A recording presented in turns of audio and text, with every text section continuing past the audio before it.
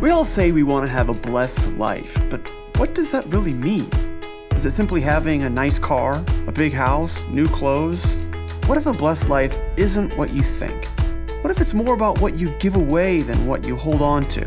What if it's more about the contents of your heart than the contents of your bank account? How do we really live the blessed life?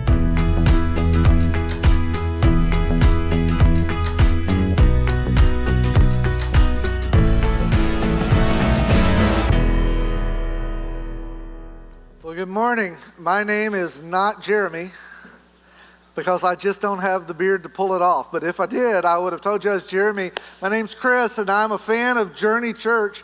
We love what God has been doing here. Love the fact I get to hang out with you today. I want to talk to you on part 2 of a series that Jeremy started last week called The Blessed Life. And what does that mean?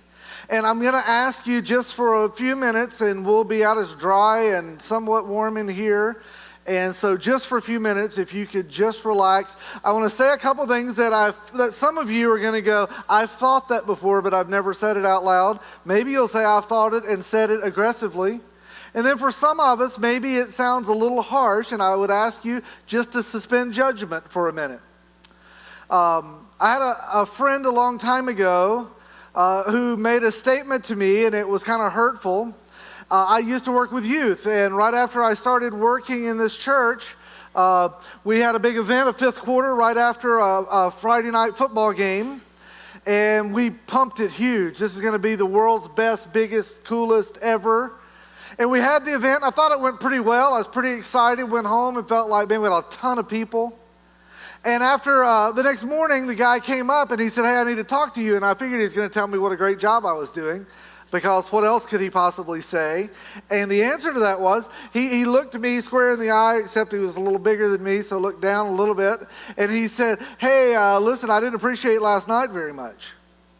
And I was like, well, what do you mean by that? And he goes, well, listen, when you say something's going to be great, like it needs to be great. I was like, well, that's just harsh. And he goes, well, listen, I told all the guys, this guy was kind of like captain of the football team, big man on campus guy. He said, I told after the game in the locker room, I told the entire football game, you need to do this tonight, all of you. And they all came. They all showed up.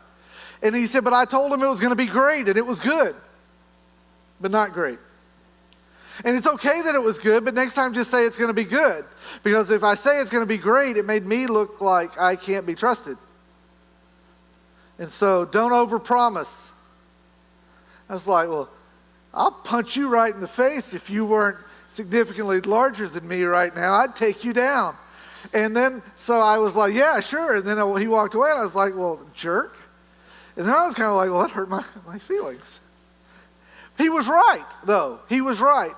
Now, fast forward a bunch of years ago, just about a year ago right now, I sat down with a guy, good guy, not an angry guy, a guy who came to church and participated and did stuff, a follower of Jesus, a guy who had hit like on his social media when it comes to Jesus. And he said, hey, I want to say something to you, and I hope you take it the right way, and that always means it's about to hurt. And he said, I feel like Christianity, like the Bible, like the whole God thing, this is his statement, kind of overpromises and underdelivers. I was like, well, you could be struck dead if you say that in church. I said, why do you feel that way? And he goes, I don't know. I hear about it. He said, my parents used to make me go to church when I was young. And they always said all this stuff. Man, if you love God, if you follow Jesus, if you do the stuff, that you would be happy, like crazy happy. Like they would sing songs about you would have joy. It'd be so much joy, it would be like no words for it. I don't have it. I did it. I followed. I liked. I checked the box. I did the stuff. I'm not that happy. Matter of fact, I'm a little bit depressed. I'm discouraged. And it just feels like it's this promise of this blessed life. Woohoo! It's going to be great. And it's not that I don't buy into Jesus, God, the Bible, salvation, forgiveness. I buy into all of it. I just feel like it may be slightly overpromised and underdelivered. Well, I should have had something brilliant to say to him, but at that moment I was like, can I just tell you this, and please don't judge me any more than you already are? I think I may have felt that before too. I don't question God. I don't question Scripture. But can I just say this? I bet there's people in this room who've wondered the same thing. Is it really all it's cracked up to be? And now some of you who are going, you should not ever stand in front and do this again. I'm just saying, I know you've got friends who a long time ago gave up on the whole God thing because they heard a lot of promises and it did not follow through. So the problem is either something that they have done or something that God has promised. And I think we should know which is which. That's what I want to deal with today in part 2 of The Blessed Life. Now for me, I saw something a while back, and a matter of fact, I took a little screenshot of it, and it says this. It says that every day you should eat 6 meals. I liked that. Therefore, I did it.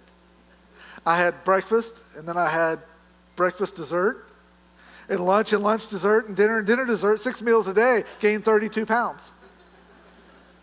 And what I figured out is they overpromised and underdelivered. Now, I didn't read the whole article. I just read the beginning of the article where it said 6 meals a day could boost your metabolism. It boosted a lot of things. And what I figured out is like my workout ritual. I have downloaded a ton of workout videos, and I will often watch them. I'll turn them on, put my feet up. Sometimes I like to eat like cookies while I'm doing it. And I'm just telling you, I'm not talking 5 or 10 minutes because I'm committed to this process. Like I'll do it every week for an hour. I'll watch and they'll sweat and work out, and I'm like for them. I am with them. I've got them on my screen, and it hasn't helped me a bit. It has overpromised and underdelivered. And in reality, a lot of us find it easy to jump on the front end of any promise, and then on the back end feel like it didn't fully deliver. And maybe the problem wasn't the promise, it was my engagement in it. That I was committed enough to buy into the front, but not the whole thing. Maybe that was the problem with my friend. Is that while he was going through the motions of the pitch, he wasn't going through the reality of the follow-through. Maybe that's it. It brings us to a point where we could say this. Sometimes it is far easier, and I think most of us here can say this. It is far easier to trust God for our eternity. Like for heaven and hell. If somebody said, heaven or hell? No, I'll go heaven. Why not? Of those two choices, I mean, it's not even heads or tails. It just seems like most people, given that it is easy to trust God with eternity, which I have no control over. It's easy to trust Him for forgiveness, which I need. That's not a hard trust, and many of us have bought into that, and I'm not saying that's a bad thing, that's a good thing. It's easy to hit like. It's easy to hit accept. Friend. That's an easy move.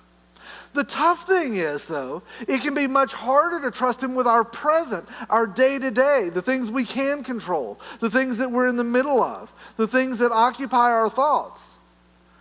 The truth is, and I read this statement a long time ago, and I didn't know what to do with it. I'm not sure if it's true. You judge for yourself. Most Christians have just enough of God to be somewhat miserable. Sometimes without God, people can live and they can party and they can do, and they don't have a lot of conscience around it. But often people who've bought into the front end ad of God sometimes find now that even when I do the things I shouldn't, I feel conviction, and that's wearing me out. I think I may have liked it better before when I was just bad for badness sake. But now it's almost like I can't find all it's promised to be. Well, if you've ever felt that way, if you deal with people who sometimes feel that way, I think there's a reason for it. There's an amazing verse, 2 verses in Colossians 3. I want to start us off with that as we look at the Bible this morning. Colossians chapter 3. I wonder if you just look at these words really carefully. Don't see them as words, but kind of let them soak in, sink in just a little bit. This is what it says, Colossians 3:1. I'm reading from the Message translation just because it says it so perfectly in this. It says, so if you're serious about living this new resurrection life with Christ, and we just sang all about it. If you're serious about not talking about it, singing about it, but living it out, it gives you these 3 words: act like it. Don't just download it. Don't just buy into it, but act like it if you're serious about this new life, this blessed life. And then it says, pursue things. Pursue the things over which Christ presides. And then it gives this description of what not to be. It says, don't shuffle along, eyes to the ground, absorbed with things right in front of you. So it gives this picture of somebody who is living completely in the present. And it says, if you're not careful, you will become absorbed with everything around you. And when you do, you will not live the life that's been promised or the life you're looking for. You won't have to try to do that. That'll just happen naturally. So the writer here is just saying, be careful. And he gives us an option. He says, look up and be alert at what's going on around Christ. That's where the action is. And then he gives us this sentence, see things from his perspective. So maybe the big key to living this blessed life is seeing things from God's perspective. And then he gives us a warning. If you're not careful, you will be completely absorbed with a different perspective. You better watch out. Here's the reality. The default position for most people who are followers of Christ, who are people of faith, the default position of human beings is actually opposed to Scripture. Jesus came along and he taught us all of these things, and they all sound great because we've read the book, but in reality they made no sense to the people to whom he spoke. He said things like this, if you want to be the greatest, and people were like, I'd like to be the greatest, sounds good. Greatest, not greatest, I'd rather be greatest. Nobody ever runs around and says, we're number 2, 4. Who wants to be called number 2 anyway? It's nothing good about that. Everybody wants to be number 1. If you want to be the greatest, I want you to be the least. To which people had to go, huh? Yoda? He said if you want to be the most important, be the least important. If you want to be the greatest, don't sit at the head of the table, sit at the foot of the table. If you want to be over all, then be the servant to all. And then he said, that's what I came to do. And a lot of people went, that all sounds good. I don't even know what it means. That's just bizarre. We're living in a bizarro world. And everything he taught was upside down and backwards. And it doesn't come natural. Now, it makes sense. If you back away from it and see it from God's perspective, you go, yeah, I get it. If you constantly strive to put yourself as number 1, you're going to step on everyone and you're going to just become absorbed in your own world. And when you do that, we all know somebody who's absorbed in their own world, don't we? When I say, can you think of one person that's completely absorbed? They just live in their own little orbit. You know one. The crazy thing is you may be the one somebody else is thinking of. I may be too. But we all have somebody in our life that feels that way. He's just saying it will naturally happen to all of us. You don't have to try. It will be our default position. It'll be what we slide into without trying. There's like a magnet that will pull you to being absorbed in your own world. The truth is, for all of us, this is the challenge of life. And if we want to buy into what God says, you can't just buy into the big picture eternity side. He said if you want to buy into this blessed life, you have to act like it. You have to fight for it. What we say is that following Jesus is simple and it's easy. And I just want to tell you, it's not simple and it's not easy. As a matter of fact, it is opposite of all of our natural instincts. Nothing in us says others first. Everything says he who patteth not his own back, the same shall not be patted. If you don't fight for you, who will? It is an unnatural thing. And that's what brings us to this verse in 1 Timothy 6 where Jeremy started. And he gave us a beautiful picture of the beginning of it last week. This is what it says. Teach those who are rich in this world not to be proud and not to trust in their money, which is unreliable. For those who are rich in the world, and if you weren't here last week, go back to ourjourney.news.com and you can find and listen to the message. If you listen to that, you'll find that he even showed us who is rich in the world. And what I figured out, because I was sitting right back there last week, is that I'm not one of the few richest. I thought my name might be there, but it was not. And then as he explained, I also realized that I am not one of the poorest. That as a matter of fact, compared to most, I am rich.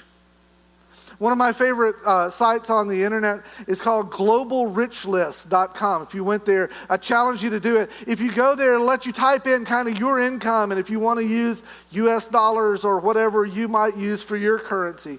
I still use like dollars. I was going to go to It doesn't matter. This is what you can type in. Up at the very top, I don't know if you can even see it up on the top of the screen, it lets you put in your income or maybe your family's income. I just put $25,000 as an example, and then you hit send or research or search, and this is what it'll give you. If you look, you would be in the top 3 up there, 2%, top 2% of our world. And then if you scroll down, it'll tell you in the world where you stand in other ways, that it would take in many countries, it would take them this many years to equal you. That's at $25,000. Maybe that's where you are. I mean, you can kind of be an hourly wage earner and make about that in today's world. Maybe you're double that, and we won't guess for everybody. But if you were at $50,000, this is where I put it just as an example. It puts you in that top spot.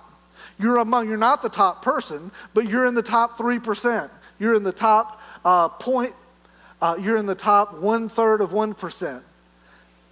And all of that, you go, I left here last week going, that is so true. Matter of fact, we had small group last week, and in our group, people said, well, I need to remember that. I need to be more thankful. I am very blessed. And I remembered that when we were in here. But then I left here. And that perspective went away. Matter of fact, Leslie and my daughter Claire and I were eating at the taco truck up on Van Drive this week, and we were sitting there learning our Spanish and getting our tacos. And these guys drive up, and they're both like early 20s, and they drive up in maybe like an $80,000, $90,000 car. Pull in. And Leslie looked at me, and she goes, where do guys that age end up with that? I mean, holy cow. Now, we didn't necessarily want to have that, but there is just this piece. In that moment, I did not feel rich. I did not feel like one of the richest. I can drive through neighborhoods. I can go to some of your homes. Maybe you could go to somebody else's, and rich is not what we feel. We all work with people and know people. We turn on a television. Man, I don't even have shiplap in my house. I can't be rich. I've neither fixer or uppered. I don't flip or flop. I don't do any of those things. I'm not rich. Those people have all got better stuff than me. But it is easy to lose that perspective when you walk out those doors. The truth is we're all rich in our world today, in our economy, in our world, we are, but it doesn't mean we feel like it and we get lost and absorbed in our own perspective. But that's where it starts, but the verse doesn't say don't be rich. It doesn't say don't have, and if you have, this passage is not shooting at you. If you're great at what you do, and if you have been blessed in your life financially and those things, way to go. Good job. It just says don't be rich and put your trust in things that are unreliable. In other words, you better be careful what you trust in, because what you trust in will determine your outcomes.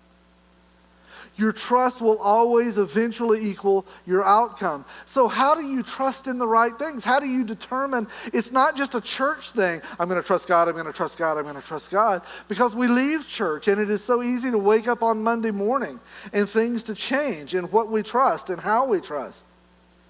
And for a lot of us, here's how we decide what we trust. It starts with this thing called comparison. Comparison is this crazy thing. It's a little bit like carbon monoxide. It is everywhere around us, and it can be very toxic. And we often don't smell it, see it, or sense it. We don't know what's going on, but most of us do it. We go into things, and we have an image in our mind, and then we compare our reality to that image. It's what my friend was saying when he said, I feel like maybe Christianity is oversold and underdelivered. He was saying, my expectation was here, and I'm comparing my reality, and I don't like it. Often people stand on a stage and say, I do. And then a few years later say, I don't. And that's not shooting at anybody who's been there. That's just saying that is the reality of about 50% of people. And the issue wasn't that they wanted to go through difficulty and pain and struggle. The issue is that they had this expectation of what happily ever after looked like, and their reality did not match up. And in the end, they chose that this was never going to work, and they exited that.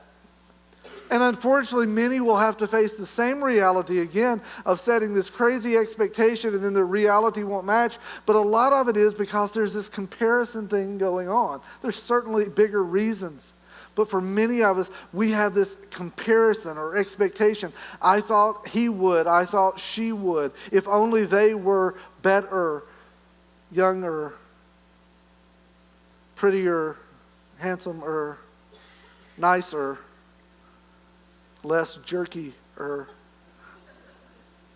whatever it is. We go to work and we go, finally, I'm out of that stupid job and I'm at a good job. Thank heavens this is going to be the one. I'm going to love this and this one's going to be just what I wanted. And then you realize your boss is a jerk or an idiot, a jerk idiot, if they're both. And you go, man, if only he weren't so that, if he were more of that, if was that, if I had more of that, if only. And then in the end you go, man, the job promised this but delivered this. But as you go through life, you're going to realize when I got the house, I was so excited, but now the house is not. I wish it were nicer, bigger, less broken-er. And the car and my kids. Because when we had them, this was what was going to bring us together and it was going to be great. And they're not as I thought. If only they were quiet-er, still-er, sleepy-er. If only. Doesn't mean you don't love, it just means that the ers aren't happening the way you thought they would. And what happens is this crazy downward spiral that comparison brings. Comparison makes this happen. When you start in this downward spiral, you become distracted with all of the things of life. When yours aren't playing out, you find things that are prettier, nicer, quieter, cooler, better. And as you begin to be distracted with them, our distractions become our attractions.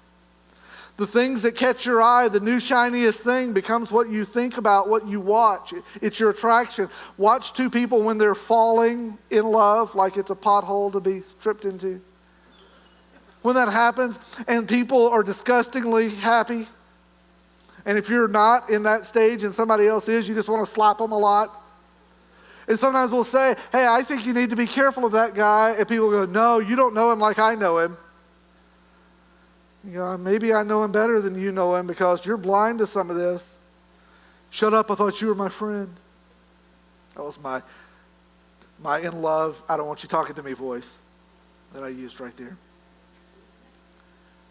But the truth is our distraction will become our attraction, and when that happens, we lose perspective. Remember the verse, have his perspective? Well, you don't have to try to lose it, it just happens. Our distractions become our attractions, and then our detractions become our focus. It's all we can think about, it's all we can do. You stalk them online. Whether it's a thing or a somebody or whatever it is, it's your hobby, it's what we become completely absorbed in. Our distractions become our attractions, and then our attractions become our focus. And here's the crazy part. Our focus always becomes our trust. That's what we start banking on. It's what we start leaning on. And you know how it started? We didn't mean to. It's just that we compared and our ers weren't playing out, and we eventually just looked towards something else. And so in Colossians 3, it says, hey, be careful where you focus, because your focus will become your trust. And then in 1 Timothy it says, don't put your trust in things that are unreliable. Whether it's money or your riches or friends or your capacity or your ability. Because those things are temporary. What happens when you're the one who is so good at something and your ability to do it is taken away? What happens when you turn a corner and somebody didn't turn their corner and all of a sudden physically it's taken away? What happens when what's precious to you is no longer there? You trusted in something unreliable. And it gets us to this point where we understand in Colossians 3 where it said, look up and be alert at what's going on around Christ. It's where the action is. You need to see things from his perspective. I wonder if the blessed life is our ability not just to claim the front end promise of God that I have a life for you, a good life, and I'm concerned for you and I want the best for you. To claim that and then day to day today to wake up and say I have to fight for healthy perspective. If I do not, I will look down and become absorbed with everything around me. And you know who does that? Breathing human beings. If you're alive, you're dealing with this. You will not accidentally stumble into the blessed life. You will take definite, purposeful steps to do it. So I want to leave you with two of those, and that's how we'll wrap up this morning. Two things, not to say here's the problem, but to say maybe here is the antidote. Here's a little shot. Hook up to this IV. Take a fresh breath of this. The first one, I would say this. If you want to keep healthy perspective, gratitude brings healthy perspective. Gratitude, not just saying thank you. Somebody gives you something, thank you. Not that. That's good. Keep doing that. But gratitude comes from a much deeper place. Gratitude chooses to see what is good. Gratitude chooses to understand what God has brought into my life and appreciates it every day. If you've been married more than a few months, gratitude is complicated because the longer we're with people, the more we notice our differences and the less we appreciate the good in the people around us. Sometimes we're much more kind to people who are complete strangers than we are people who are closest to us. And so gratitude has to be a daily way of life. You'll have to wake up Monday morning. You will have to try to live Monday with gratitude because Monday just knocks the gratitude out of everybody. It is easy sitting here to say, I'm in the upper 1% and I am grateful and I will not let my things, I will not let my belongings, I will not let my consumables consume me. I will be grateful for what God has given me and I won't take for granted. I know all good things come from Him and I will live grateful. If you want to live grateful, one just quick hint is express it often. That gratitude felt but unexpressed is usually gratitude lost. Matter of fact, I just challenge you before the day is out, somebody who's had a big role in your life, would you just pick up your phone and send a quick text and say, not something super weird, you don't have to have a little kumbaya moment. You can just say, thanks, man. You've been a great friend. You've meant a lot to me. Maybe it's somebody in your home just to say before the day is out, I know I say I love you, but I just want you to know I appreciate you. You know why? Because it will mean a lot to them, but it'll mean a lot to you because it takes you out of your own absorbed world. The first one's gratitude. The second one goes right along with it, and it's encouragement. Encouragement requires people to get out of their own head, out of their own space. You know what people who give encouragement are? They're people who aren't consumed in their own things. Encouragement requires you to see good in people over the course of time because people are broken. We become cynical and we become resentful of other people. And if you drive around town or if you turn on the news, it doesn't take long to become people who see what's broken in people rather than what could be in people. But God's perspective when He looks at me is to see what I can be, what He's made me to be, not just what I am. If you're going to live life from God's perspective, then I would just challenge you to encourage. For me, that's been a big part of my life. I've been very blessed by people who have been encouraging to me. Not everybody, but a lot. When I was a kid, I really loved sports. I was a little kid when I was a little kid. I was a little kid. I was always smaller than everybody else. I've outgrown most of that. When I was a little dude, I loved sports. I played basketball all the time. That was kind of my gig. When I was maybe 6 or 7 years old, my parents put me in YMCA basketball. And every Saturday morning we went and played YMCA basketball. And I was into it. I woke up really early. If you had a 9 o'clock game, I woke up at 6:30 or 7 and practiced a long time. I was the kid that showed up really sweaty, dirty, because I'd already been playing. And I was into it, and I was ready. And one of the rules they had is you couldn't guard people past half court. I hated that rule. And so I would just wait at half court in my defensive stance, vibrating, and then there'd be some other little kid that just woke up, still had gunk in his eye, part of a Pop-Tart stuck to his head, and a little Pop-Tart boy would come dribbling the ball down the court, embarrassing all of us great athletes with his poor execution, and I would just wait for him till he crossed half court, and then I'd steal the ball from Pop-Tart, and I'd run as fast as I could to the other end, dribbling like lightning, like shot out of a cannon. At my house, we had a backboard and a goal that was attached to our garage, and it was made of wood, and it wasn't super solid because it was made out of wood that had been in the weather a long time. So if you hit almost anywhere on it, the ball would like a pillow. It would just hit like a pillow, fall in. Yeah. At the YMCA, they had a backboard made of glass that was rigid as if it were made of granite. And I would steal from Pop-Tart Boy, and I could run, and I would feel the crowd. I don't think it maybe was this way, but in my 6 or 7 year old mind, I could feel the crowd rising with anticipation. Oh. And then I would shoot my layup, and it would bang off of the granite-like backboard and bounce way out. Boing. And then I could hear the crowd go, oh.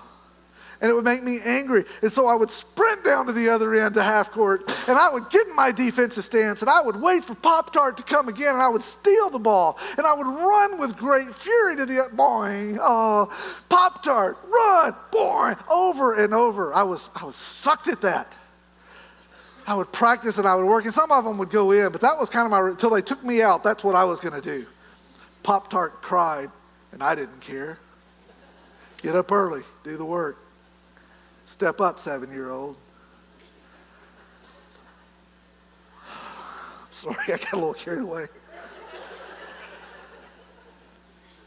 I remember after the game once, my coach, I don't know what his name was, don't remember him, I just remember this, put his arm around me as he was walking off the court, and I'd probably had 20 steals from Pop-Tart and boings.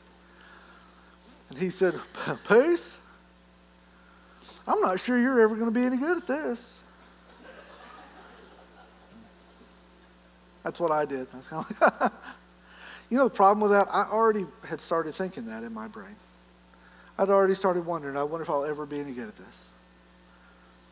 I went home that day. I remember going home that day, maybe 10:15, until 2 or 3 in the afternoon. I didn't go inside. All I did was shoot layups, one after another, after another, after another. And every time I shot, all I could hear was, you're never going to be any good at this. You're never going to. Boy, there's power in those words. If you fast forward like 11 years, senior year in high school, playing in a high school basketball game, and there's a couple of guys who've come from another state to watch me play that are in potential of a scholarship. And I'm going to be the first guy out of the tunnel because the cheerleaders, woo, the little thing, the girls' game is over. They got the paper you run through. I'm just hoping I don't, not get through it, That's a bad sign. So I've got the ball, and I'm going to be all cool. We go run and break through the paper, dribble. We start these layup lines, each side. I've got the ball, and so I go up and lay it up. And when I do, it kind of slips out of my hand as it's going out, and it sticks between the rim and the backboard. It really didn't matter because the guy on the other side who's rebounding just pops it out, keeps going. I'm not even sure anybody noticed. Well, he noticed because he talked to me about it a lot. But for me, I'm back on the other side in the rebounding line. I'm standing there, and I don't think I've thought of this in years, and all I hear in my head is, Pace, I'm not sure you're ever going to be any good at this. Man, where did that come from? Boy, words have power, don't they? They have power to heal and to hurt. For me, I spent a lot of my life wondering. As a matter of fact, this morning I got up pretty early and took a shower, got dressed, and I was kind of sitting in a dark room thinking about what I talk about this morning. And these crazy voices sometimes are in my head. They're not good voices, but they're just going, what could you possibly say to those people that matters? Why would anybody care? Because sometimes I have those thoughts. I wish I didn't, but I do. And so I opened up my phone, and when I did, I had a text from someone. This is what it says. They knew I'd be speaking this morning. They probably know me well enough. And they said, it starts with the word dude. It said, dude, I know you're going to do a great job today. Just tell them what God's teaching you. It'll be enough. Because I believe in you. I think you're awesome. That's all. You know how much it cost them? Nothing. 30 seconds. You know the payoff for me is I'm standing here. I believed them. I don't know why I believed them, but it was better than the other voices, so I just needed to hear that from somebody. You know what it did for them? It took them out of their own spot and their own absorbed world. And that's the best thing in life. And can I just tell you this? If you are rich in this world, and you are, if you're not careful, you will become absorbed and put your trust in things that will not last. And a couple of ways to stay out of that is to live every day with gratitude toward God and toward those around you. And to give away your life encouraging others, to share what God has given you. And it may not cost you a penny, and it may not even take a minute, but don't underestimate the power of your words and the power of your encouragement. And as Paul told Timothy to encourage him, and as I have told you, please encourage somebody, not someday, but this day. Because it is the answer to the sickness of this world. Don't underestimate what God could do with your little bit. Because he is in the job of making little things have big returns. Have we oversold and underdelivered on Christianity. Maybe the blessed life is a reality, but it requires us engaging every day. Let's pray. So God, today, as a follower of yours, as a guy who reads the words that you publish, as a guy who cares for you, loves you, and knows you, sometimes it feels like the life that was promised is not the one I've been given. And as I look at it, I think it's because I've taken your promise of eternity freely, but I haven't lived it out the way I should. And it's not because I'm bad, not because I don't care. It's not because I don't want to. It's because I can become so absorbed with the things around me, I don't even know I've lost my way. And so would you help me? I know all these people need help, but they're on their own. Would you help me? Would you help me be grateful? I want to tell you I am grateful for the life you've given me today. Help me use it to encourage somebody else. We ask it in your name. Amen. Amen.